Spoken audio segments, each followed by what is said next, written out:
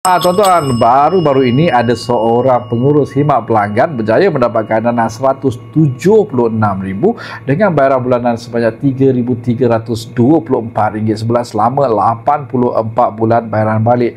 Dan pegawai khidmat pelanggan ini mempunyai gaji sebanyak RM8,900 dengan komitmen bulanan sebanyak RM1,780 sebulan. Dan saya ucapkan tahniah kepada pelanggan ini dan semoga dana ini dapat membantu beliau. Katanya nak besarkan rumah di kampung dan kami sentiasa menyokong untuk aktiviti-aktiviti yang bersifat kekeluargaan seperti ini, tuan-tuan. Dan kita tahu sekiranya anda ada tanah dan tanah itu adalah geran kongsi, jalan yang ada adalah untuk anda membuat pinjaman peribadi seperti yang dibuat oleh pegawai khidmat pelanggan ini. Itu saja, tuan-tuan.